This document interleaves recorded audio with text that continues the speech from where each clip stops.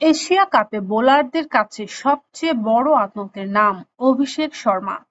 আর অভিষেক শর্মার আতঙ্কের নাম হলো তানজিম সাকিবের বলে ৭ করে ফিরেছেন ভারতের এই ব্যাটার। এবার তৃতীয় দেখা, এবারও প্রায় একই হাল। ইনিংসের তৃতীয় ওভারে বলে এসে টানা ২ ডট আদায়ের পর সাকিবের ব্যাক অল লেন্থ। তবে প্রথম দিকে সাকিব আল হাসানের আগ্রাসী বোলিংয়ের মুখে অভিষেক প্রায় হার মানতে বসেছিলেন। তবে শেষ পর্যন্ত তিনি বলের সঙ্গে মানিয়ে নিয়ে দলের ইনিংসকে এগিয়ে নেন। অপরদিকে সাইফ উদ্দিনের এক ঝলক ম্যাজিকে ম্যাচ ঘুরে যায়। শেষ ওভারে সুরিয়া তার বল একবারও চোখে ঠিক মতো দেখতে পারেনি। ধারাবাহিকভাবেই ভেরিয়েশন ও নিখুঁত লাইন লেন্থে তিনি প্রতিপক্ষকে চাপে ফেলে দেন।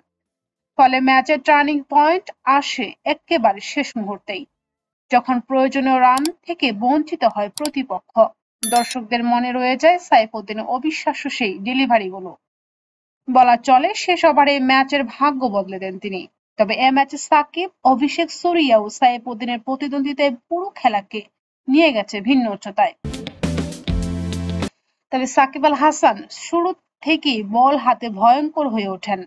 পাওয়ার প্লেতে তার নিখুঁত লাইন লেন্থে একের পর এক ব্যাটার চাপে পড়ে যায়। বিশেষ করে অভিষেকের জন্য সময়টা ছিল কঠিন। কয়েকবার বিপদে পড়লেও শেষ মুহূর্তে তিনি জম সাকিবের হাত থেকে বেঁচে যান এবং সতর্কভাবেই খেলা চালিয়ে যান। অন্যদিকে সুরিয়া যখন ইনিংস মেরামতের চেষ্টা করেছিলেন, তখন সাইফ উদ্দিন বোলিং আক্রমণে আসেন। তার গতি কাটার আর নিখুঁত নিউইয়র্কের সুরিয়া একেবারে তালগুল পাকিয়ে ফেলেন। এমনকি কয়েকটি বল চোখে ঠিক মতো দেখতে পারেনি তিনি। ফলে রান তোলার চাপ আরো বেড়ে যায়। সবচেয়ে নাটকীয় মুহূর্ত আসে শেষ ওভারে।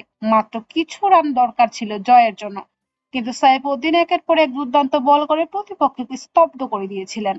ইয়র্কার, ধীরগতি বোলার, অফ স্টাম্পে ভেরিয়েশন সব মিলিয়ে ব্যাটারদের মনে আতঙ্ক তৈরি করেন। শেষ পর্যন্ত প্রতিপক্ষ ম্যাচ জেতার জন্য রান তুলতে ব্যর্থ হয়।